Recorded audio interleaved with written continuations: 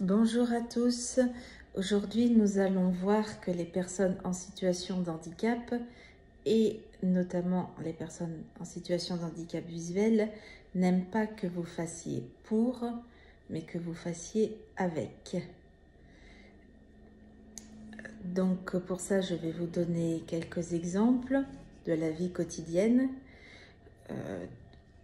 Pour les personnes en fauteuil, ne soyez pas derrière elles. Attendez, je vais pousser votre fauteuil. Non, non, non. Ces personnes-là n'aiment pas parce que déjà, vous ne savez pas où est-ce qu'elles vont. Et même si ça peut être stylé de pousser une personne en fauteuil, j'ai déjà entendu ça, c'est la personne en fauteuil qui vous dit c'est moi qui dois... Est-ce que vous pouvez me pousser, s'il vous plaît? Je vous donne un exemple concret. Dans mon immeuble, je connais une personne en fauteuil. Ça fait quelques années. Je lui ai jamais demandé de pousser son fauteuil. Pourtant, c'est une chose que je peux faire. Et jusqu'au jour où je suis sortie de l'immeuble avec elle, et il pleuvait des cordes. Et là, elle m'a dit, aïe, aïe, aïe, si je pousse mon fauteuil, je vais avoir les mains mouillées. Est-ce que ça ne vous dérange pas de pousser le fauteuil jusqu'au métro? Elle m'a indiqué où est-ce qu'elle voulait aller. Parce que je pouvais très bien dire, on pousse le fauteuil et on va là où moi, je décide. Bon, pas de souci, c'est mon chemin et tout. Donc, surtout, faire avec, ne pas faire pour. Passons à l'handicap visuel. Je vais vous donner toujours des exemples. Quand on est enfant, on part de la base, les parents font le lit des enfants. Bien.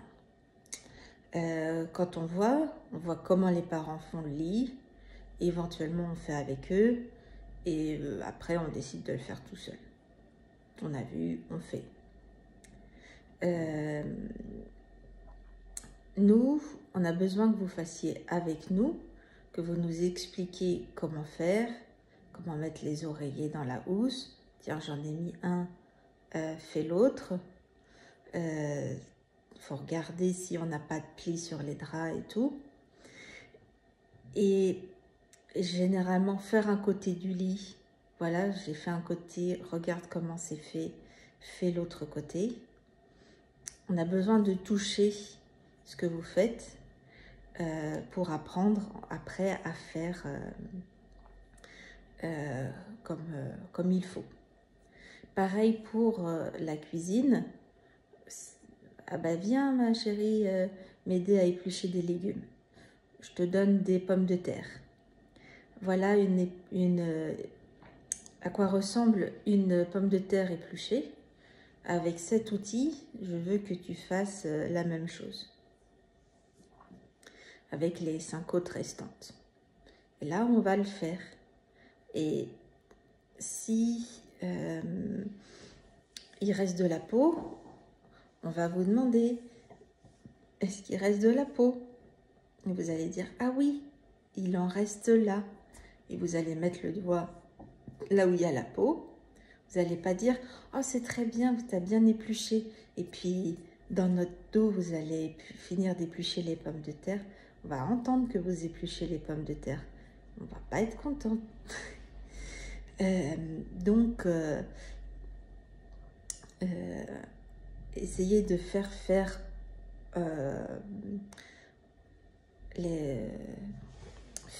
avec, pas faire pour, parce que ça va plus vite, parce que non. Quand on sera chez nous, on va vous appeler pour faire la cuisine, faire le lit et tout. Non.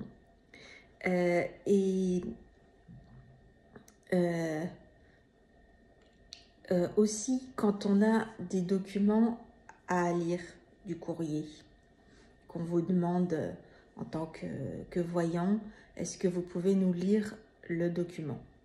Ne lisez pas dans votre tête et après dites, résumez en 3 phrases. On vous a demandé quelque chose de précis.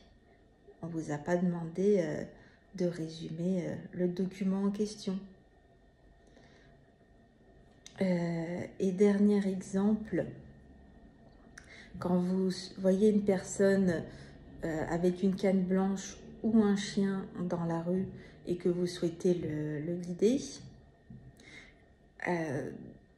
dites-lui bonjour, éventuellement donnez votre prénom et demandez est-ce que je peux vous guider. Si la personne répond non, ne vous vexez pas, offusquez pas, c'est parce que la personne connaît, n'est pas loin de chez elle et qu'elle a envie de se débrouiller seule. Si elle vous dit oui, posez-lui la question « Comment puis-je vous guider ?» N'imposez pas votre façon de faire et surtout, ne lui prenez pas le bout de la canne et la personne suit à 3 mètres. On n'est pas un chien. À guider en laisse. Et chaque personne aime être guidée d'une certaine façon, même si y a une façon de faire générale, dirons-nous. On verra ça pour les cours de locaux. Et si vous êtes là, si on dit oui, essayez de nous décrire les magasins qu'il y a. Par exemple, si on doit aller au médecin, vous pouvez dire le médecin est à côté, il y a la pharmacie et après il y a le cabinet du médecin. Comme ça, si on doit revenir au médecin, on se rappelle qu'il y a la pharmacie juste avant et on peut demander éventuellement aux gens est-ce que je suis bien au niveau de la pharmacie? Et après, on sait qu'il y a le médecin. S'il y a des pavés dans la rue, vous pouvez dire ah ben voilà, il y a des pavés et le cabinet du médecin est ici. Essayez de trouver quelque chose qui ne bouge pas, par exemple un poteau, un magasin. Si vous dites attends, c'est après les poubelles, bah oui, mais le jour où les poubelles sont sorties, c'est bien, mais le jour où les poubelles ne sont pas sorties, les poubelles ça bouge.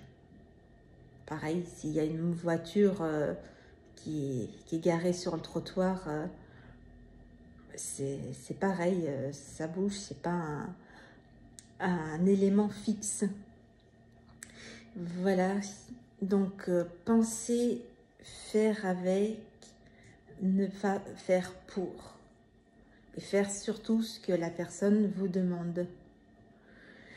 Bonne journée, n'hésitez pas à liker, partager, écrire dans les commentaires si vous avez des questions, si j'ai oublié des choses. Et moi, je réponds à tout. Pas de tabou. Bonne journée.